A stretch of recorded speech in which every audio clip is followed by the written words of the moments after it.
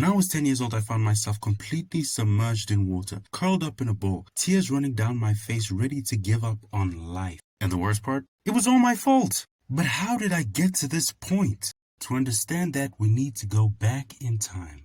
This, ladies and gentlemen, is the story of how my genius nearly cost me my life.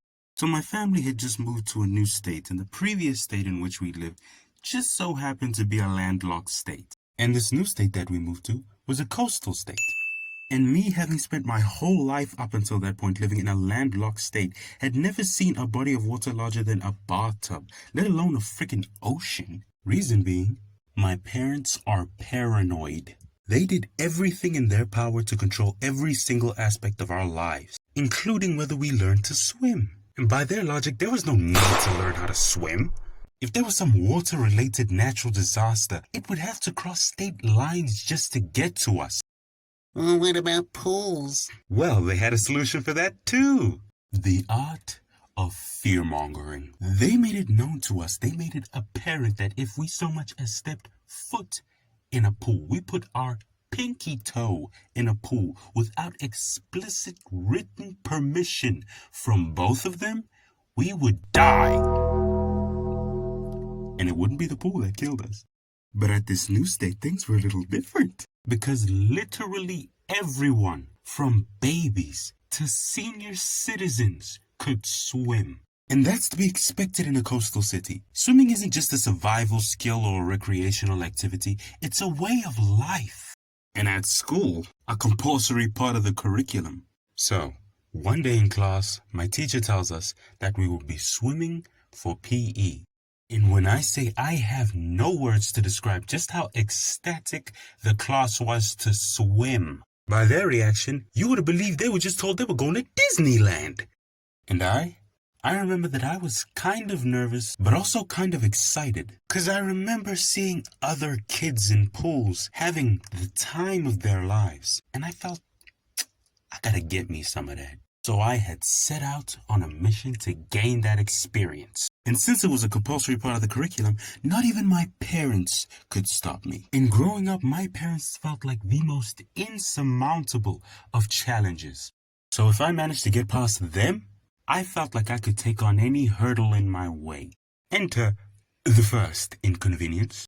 The clothing store was fresh out of swimming trunks. But I wouldn't let that stop me, so I thought of a brilliant move to circumvent this minor inconvenience. My older brother just so happened to own some old swimming trunks that he'd used as shorts. And I decided that I would use those and bring a letter to my teacher informing her of the situation, written by none other than my parents. And somehow, this half-baked plan that I cooked up in the easy-bake oven that was my 10-year-old mind worked. Now, if you thought I was feeling myself before, now, with the blessing of both the biggest hurdles any child could face while conducting juvenile hijinks in my parents and my teacher, I was on cloud 9. I felt like Hannibal Smith from the A-Team, cigar locked between my teeth uttering the words, I love it when a plan comes together. Having done all those gymnastics, you'd think that I'd overcome every possible obstacle. Right? Wrong.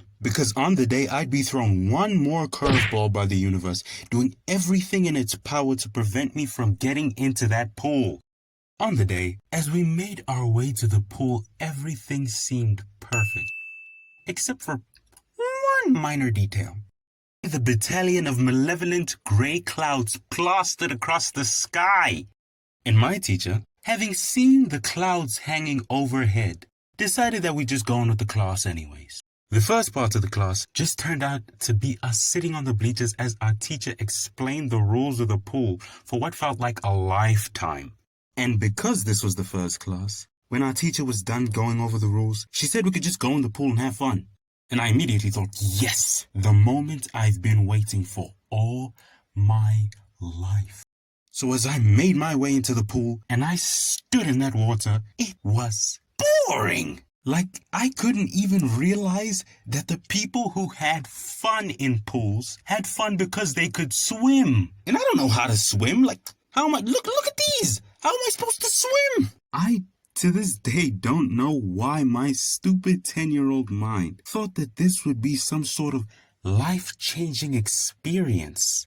So as I stood there, and I'll be honest, my memory is a bit fragmented. I don't exactly remember how or why or what, but one moment I was standing in the pool above water, and the next I was fighting for my life below it.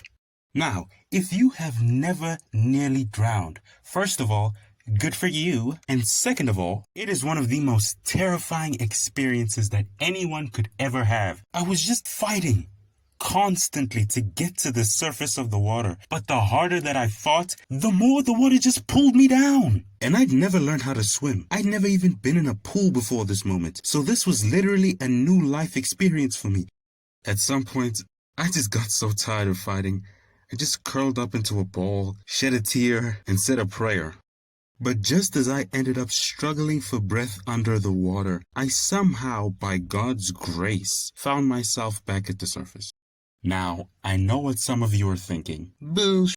That ain't happened. Listen, I know how it sounds, but I genuinely do not remember how I ended up drowning and back at the surface. What I do remember, though, is my classmates playing around in the pool like I didn't just almost drown. You'd think people would take notice of a kid flailing around in a swimming pool, screaming for help, but no. And my teacher, the one who was supposed to be supervising us, nowhere to be found.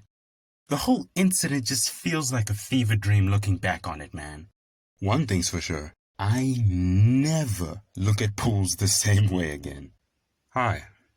Okay, if you're here, if you're listening to this, means you made it all the way to the end of the video. Wow. It's my first end card. Anyways, thanks for all the support. Thank you for all the subscribers and the likes. Thanks for watching, you know. Yeah, I have lots of videos planned for the future. Lots of new stuff coming up. So if you enjoyed this, be sure to stay tuned. And yeah, thanks for watching. It's much appreciated.